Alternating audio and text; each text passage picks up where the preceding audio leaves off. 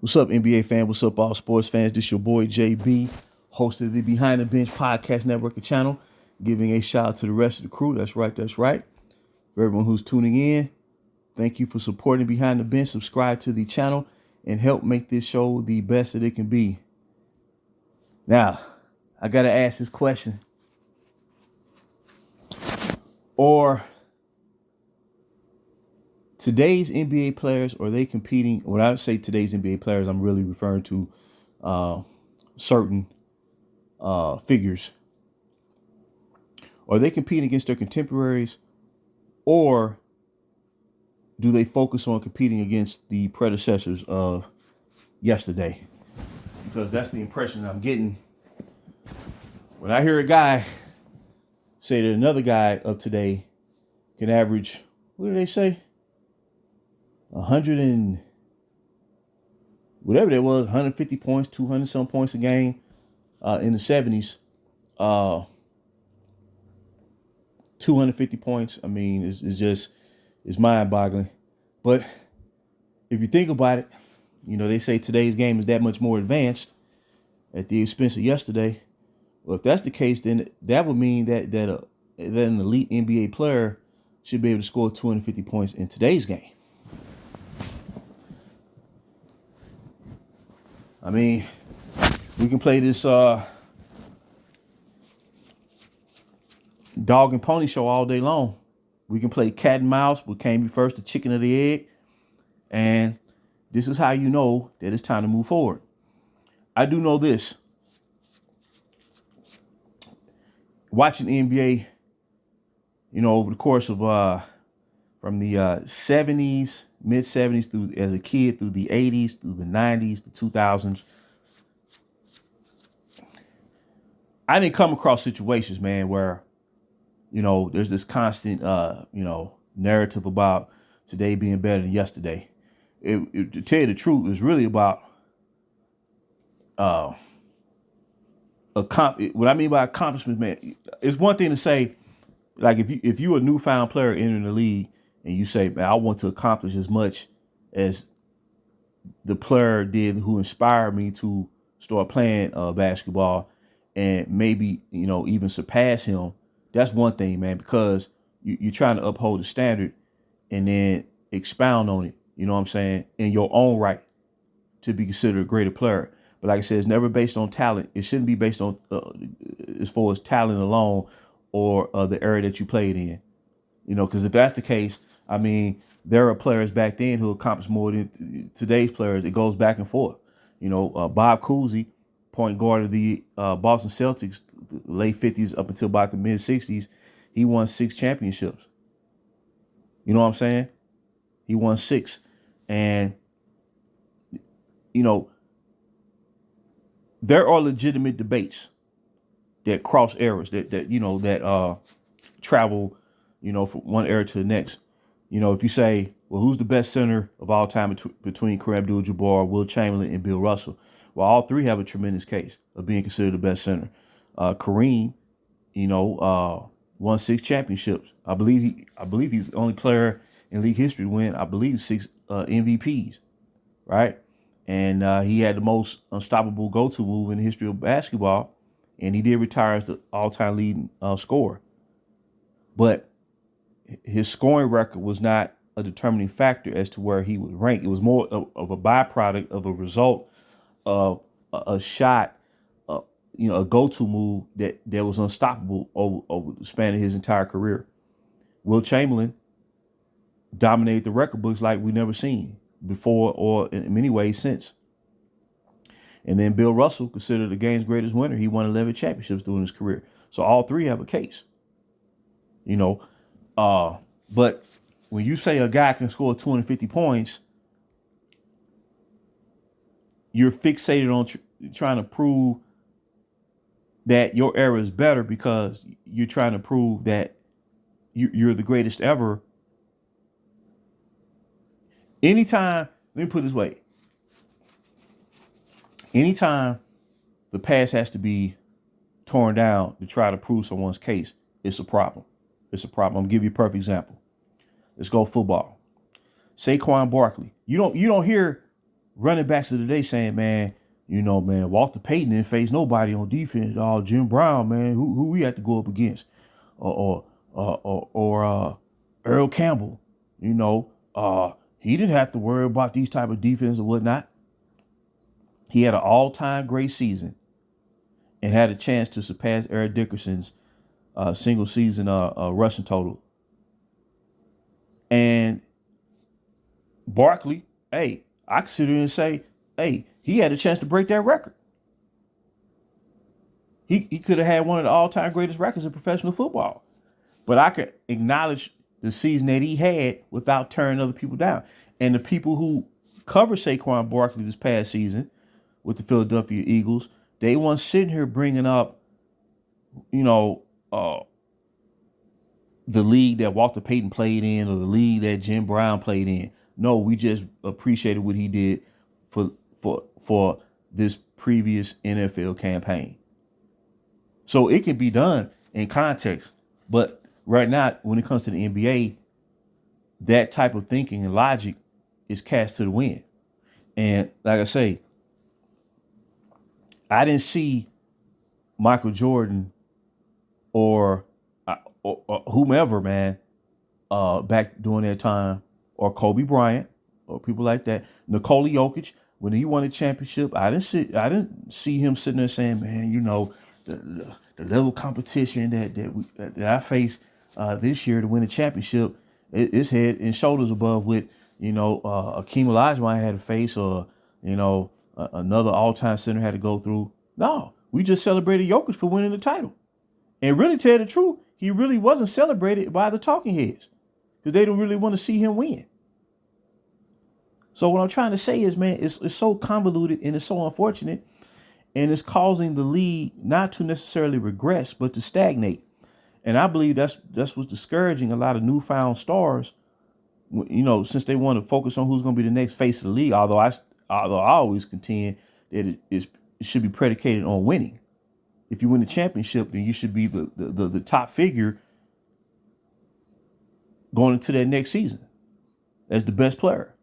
And you just take it year by year, So when Anthony Edwards say, I don't want to be the face of the league, he's looking at it like, man, it's going to be predicated on,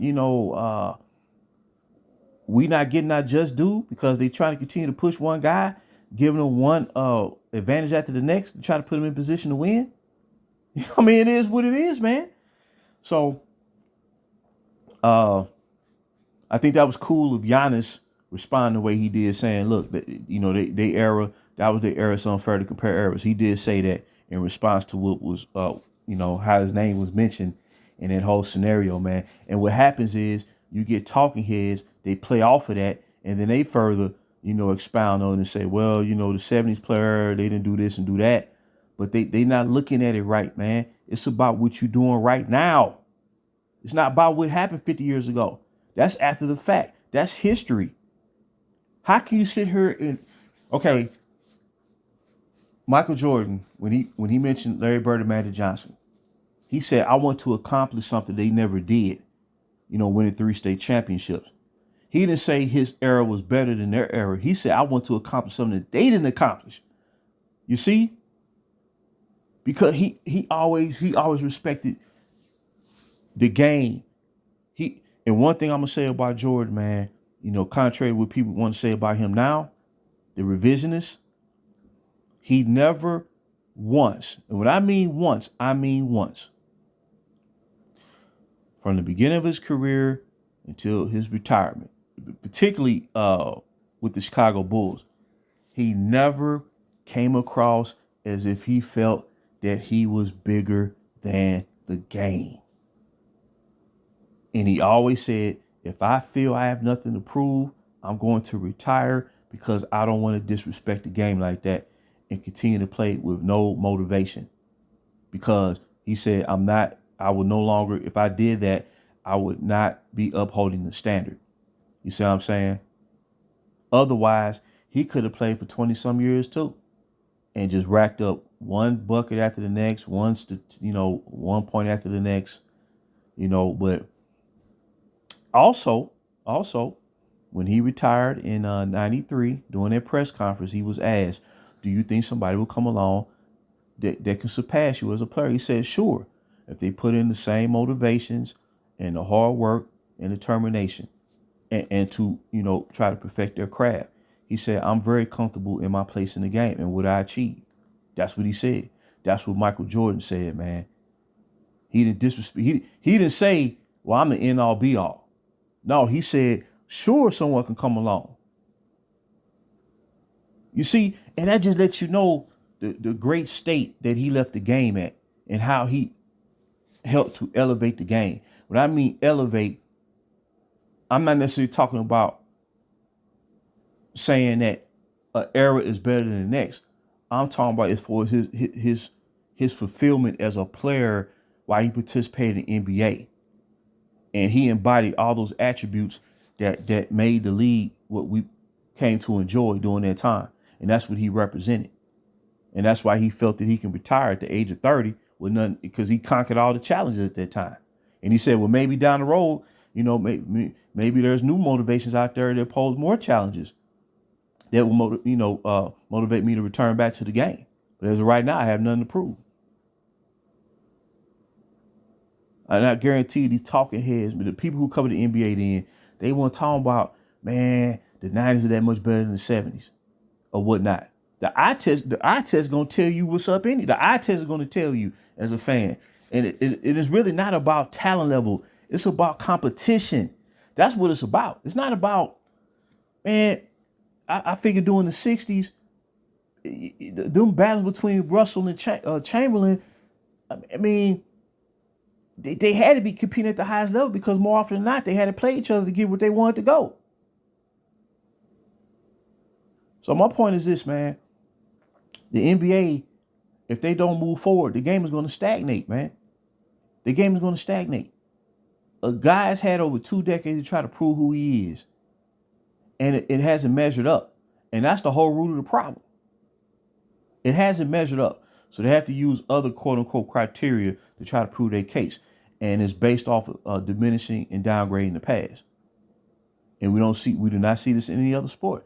It does not exist in any other sport. Football. I mean, you may think a quarterback, a lot of people may think Tom Brady is better than Joe Montana. I don't think they do it from a point of saying that the game is that today is that much better than yesterday. I just think they're looking at like what he achieved as a player. I think that's what it's based off of, whether you agree with it or not. But I just think it's sad where the NBA is right now, man. I just think it's sad. And it's like people just out there, man, just winging it, saying anything they want to, knowing it's not accurate. They just throwing stuff out there. And young people are believing it. They taking and run away with it. And they being misled. And I don't think that's cool. I don't think you should do that to young people. You know what I'm saying? Right now, I would encourage young people, man, if they into the NBA, just do your own, just read up on the NBA yourself. You know what I'm saying? And you're going to find that what's been expressed over these past 10 years, man, is the first thing from the truth.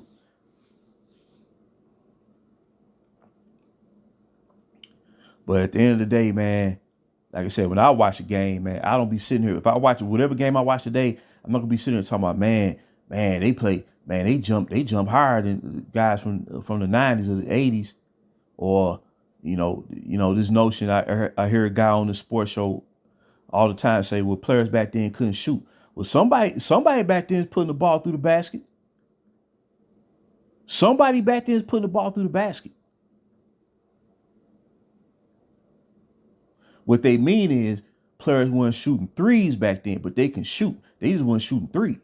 And I see players now, man, I think the 3-point shot is losing its significance because I think the game is kind of returning more to an inside-outside game anyway, because you have an influx of talented young centers in this league that's going to balance that out. I see guys shooting 2 for 9 from 3, 1 to 10. I saw a guy shoot like 2 for 14. Just because you can shoot a lot of 3-point attempts, that don't mean that you're the better shooter. That just means you're being allowed to shoot the number of threes. That wouldn't have went down in the 90s or the 80s or the 2000s. Unless you was prolific in shooting that shot. You weren't going to be allowed to shoot 10 threes and only make 2 of them. No, that wasn't going to happen. So this is getting played out, man. And if they don't move forward, man, and move beyond this malaise and stop trashing the past, because if you trash the past, man, that's the standard right there. That's the standard. It was emphasized on winning as the lead superstar. That's what was required. That was the standard. And that carried on from the 60s to the 70s to the 80s to the 90s. That was the same standard. Nothing changed. The only thing that changed was the players who was entering the league and was retiring from the league. That was it. I believe the bar's been lowered way too much to push these narratives, man. That's just my personal belief. But to hear a guy say that a guy will score 250 points a game. Now, when they say Michael Jordan will score over 40 in today's game, well, if you use logic in the metric, you can see why people would reach that conclusion. That's more realistic. Because James Harden, I believe when he won league MVP, I believe the year before or that year, he averaged 37 points a game, mainly shooting, the step back three when he was in his prime. And he went to the free throw like about 11 times a game, right? Well, Jordan had the mid-range game, and when it was money time, he hit the three, and he could draw the foul and go to the free throw line.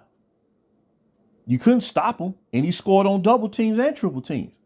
So it's safe to say that you can see why people would say he could score over 40 points a game playing today. Not necessarily because of the rules per se, because of him. It don't sound too outlandish when you consider the fact that when he retired in 1993, he had a scoring average of 33 points a game when he retired in 93. And he still averaged more points per game in the postseason and in the finals. He took his game to the highest level. So kudos to Giannis for kind of squelching that and showing some decorum there, because this stuff is getting out of hand, man. And when you have journalists talking here supposed to represent the best voices covering the NBA, and they spew that nonsense, it's bringing the game down, man. It's bringing the game down because they want to lower the standard. Because they know when you look back at history, if you look back at history and study, the standard is based on winning. And the guy they're trying to erase from basketball lore, well, he never lost in championship play. And I'm going to keep on emphasizing that too. He never lost in championship play. College, international, Olympic, FIBA, NBA. He was undefeated in championship play. Meaning, if you had to go up against him for the title, well, the record going to show you going to lose to him. That's not a narrative. That's not trying to exaggerate a player's ability or manipulate history. The record shows if you went up against him with money on the line, you was going to fall short. You can't top that. You can sit here talk about stats, this and that, skill. Because to me, you had to go undefeated in championship play 10 times over. That means you had all the skill that was required to achieve that result. You had every chapter in the book. You had every trick in the bag to accomplish that. That's the standard, people. It is what it is. That's why I say I can enjoy the NBA right now as long as guys going out there playing to their best ability and competing their heart out and let the chips fall where they may. You don't have to be considered the greatest ever to appreciate that player and for this league to excel moving forward. You don't have to. Because think about it, as many people who play the sport of basketball, you can't sit out there and predict who's going to be the greatest ever. You can't predict nothing like that anyway.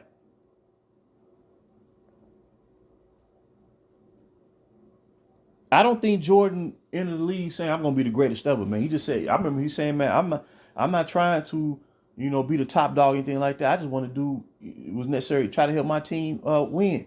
One day we can maybe win a championship. That's what he said when he on draft night when he got drafted.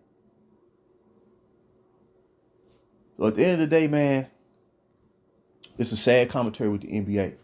And they always upheld history, especially, with the legends back in the day, the Jerry West, the Elgin Baylors, even maybe a little lesser known,